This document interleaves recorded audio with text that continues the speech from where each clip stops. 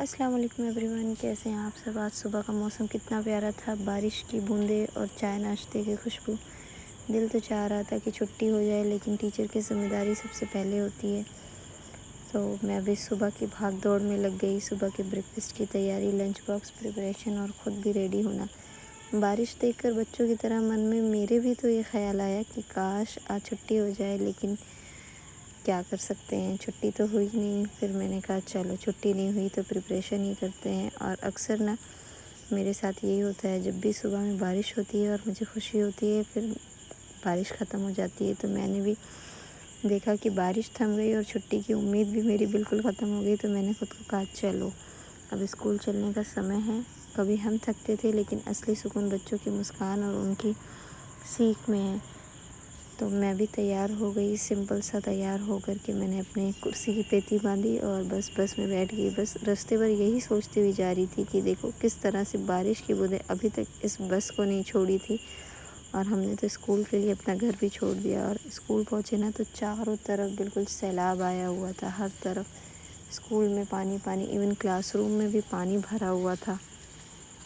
School کی کھڑکی سے دیکھا میں نے جو ہے کہ کس قدر بالکل ہر طرف پانی پانی ہے، لیکن پھر کیا کر سکتے تھے، اسکول تو پہنچ گئے تھے۔ پھر ہم نے لنچ کیا، اور لنچ میں بچوں نے دیکھے اتنا پیارا سا بٹر فلائی کا بوکے لا کر کے دیا۔ یہ چھوٹے چھوٹے مومنٹس ہمیں یاد دلاتے ہیں کہ ٹیچنگ صرف ایک نوکری نہیں بلکہ بلیسنگ ہے۔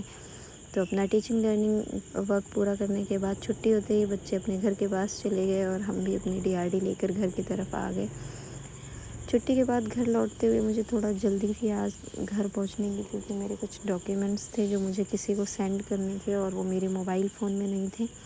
تو بس میں بھی سوچ رہی تھی جلدی سے گھر پہنچ جاؤں، لیکن کہتے ہیں نا کہ اوپر والے کو جو منظور ہوتا ہے وہی ہوتا ہے۔ تو آج دیکھیں اتنی ٹریفک ملی کہ مانو ایسے سب لوگ رینگتے ہوئے چل رہے ہیں، تو میں نے بھی دھیرے دھیرے بس اسموتھ اسٹیپ پیشنس میں ہی اپنے آپ کو اسٹرانگ بنایا۔ گھر پہنچی تو میں نے دیکھا میرا ایک پارسل آ چکا تھا، اور اس میں تھا ایک فیس پیک۔ میں نے اس کو انباکس کیا۔ میں نے کہا چلو اب ساری تھکان اتنی تو ہوتی ہی سارے دن کے روٹین میں، تو کیوں نہ ہم اپنے لیے بھی ایک سیلف کیئر کے لیے کچھ نہ کچھ چیزیں کریں۔ تو میں نے یہ کھادی کا فیس پیک منگوایا ہوا تھا، ٹھیک ٹھاک تھا۔ پھر شام میں دانیہ کے ساتھ مستی شروع ہوئی، اور تھکان تو بہت زیادہ ہو گئی تھی، لیکن پھر میں نے چائے بنائی، اور اس چائے کے ساتھ گرما گرم بھٹے بوائل کیے۔ اب دانیہ بھائی کسی کو کھاتا ہوا دیکھ کر کے شانت کیسے بیٹھ سکتی ہے؟ پہلے تو اس کا ٹارگٹ کچھ اور تھا، لیکن جیسے ہی اس نے بھٹا میرے ہاتھوں میں دیکھا، اس نے کہا بس اب اصلی ٹارگٹ یہی ہے، اور اسی کو جیسے تیسے فنش کرنا ہے۔